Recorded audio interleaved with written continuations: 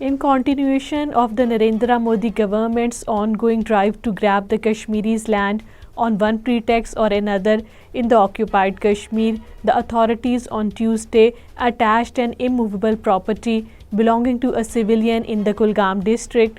According to Kashmir Media Service, the attached property consists of an under construction house located in the Bachru area of the district. The house belongs to a Kashmiri man identified as Barkatullah Mir. Senior All Parties Hurriyat Conference jailed leader Shabbir Shah has urged the Kashmiri youth to come forward to save the sacrifices of the people for the just freedom cause of Jammu and Kashmir.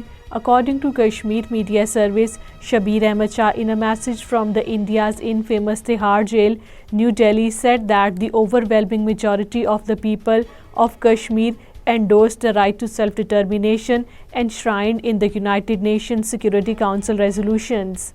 In order to get a legal cover for its decision to ban the Jammu and Kashmir Muslim League headed by the APHC chairman Musarrat Alam Butt, the Narendra Modi-led Indian government has constituted a so-called tribunal for the purpose. According to Kashmir Media Service, the JKML was declared outlawed by the Modi government under the draconian law, the Unlawful Activities Prevention Act, for 5 years.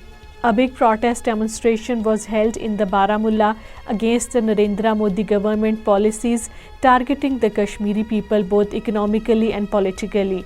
According to Kashmir Media Service, the residents of around 5 villages gathered in the Wagura area of the district against the inflated electricity bills. The aggrieved residents assembled outside the office of the Power Department and held the forceful protest demonstration. Chairman Kashmir Council Europe Ali Raza Sayed has said that the recent report of the Human Rights Watch has correctly verified the large-scale human rights violations committed by the Indian troops in the occupied Kashmir. According to Kashmir Media Service, in a statement, Ali Raza Sayed appreciated the report and said the human rights organization rightly confirmed the severe human rights violations in the occupied Kashmir.